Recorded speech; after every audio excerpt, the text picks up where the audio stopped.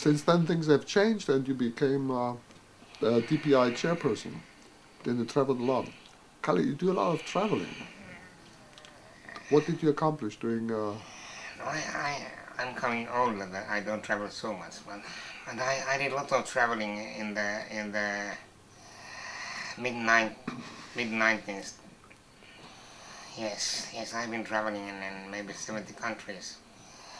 I was first vice chair of DPI, and then chairperson of DPI, and I had a possibility and duty to travel quite much and also visit different developing countries, and that opened my eyes very much about the world disability politics, and gave me perspective that what we should be doing. But international organizations like DPI, it's still very weak, and DPI has regional members, and from year to year one member is weaker than other. It's never been at the same time strong. And I think there's other international organizations like World Blind Union, World Federation of Deaf, they have the same problem. If you go to the headquarters, you only find few people there.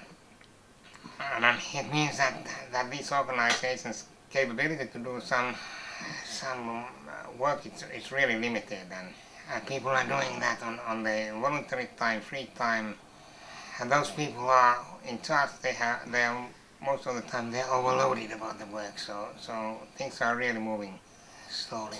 And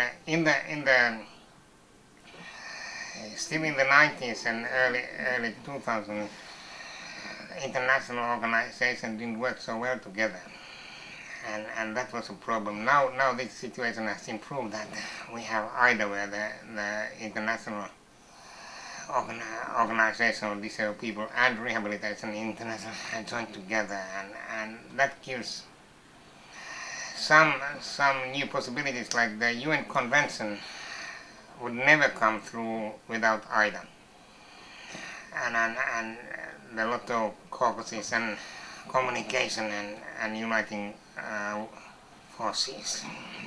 But still IDA is quite weak. It has almost nobody working there, and IDA has regulations that everybody has to have the same opinion at the same time. and so consensus is important, but if one organization is opposing, then IDA has no decision, and that makes it sometimes weak. And we see the weakness that we have not really succeeded to work. We have tried very hard. I have used my own time with the World Bank, and there's some progress, but then one day you get progress, next day you go backwards. And in the UN we really don't have a place. And at the time Bengt Lindqvist was special rapporteur, something happened, but then after Bengt there has been 6 silent years. Almost nothing has happened, so we really don't have much influence in UN as such. And same in the regional different bodies. The disability movement is so weak that we are not doing well. But I'm optimistic because we have possibilities, because we have seen in different countries that if we unite our voices and forces, we can influence. Disability community has power if we can only use it. Kalle, I've heard that the Nordic countries are trying to get together and try to promote you as the candidate, as the next rapporteur to the United Nations. What are the chances? I don't know, it's not maybe too strong to say that Nordic countries have united their forces on that. It's the Finnish government. But the weak point is the money, that Finnish government has not promised to pay so much. And this special rapporteur work is like everything in UN. Everything which is concerning disability is extra budgetary. So that's not in the budget of the UN.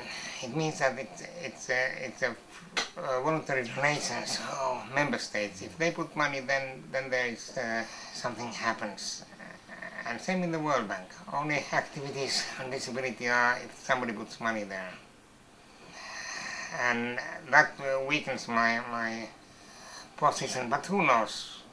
I have been in politics. It's a different issue to be a candidate than to be elected. But sometimes you are elected and sometimes you are not elected. But it's a UN Secretary General. And I'm quite sure that the economical situation has a big influence. Because Secretary General want to have a special rapporteur who can finance him or herself.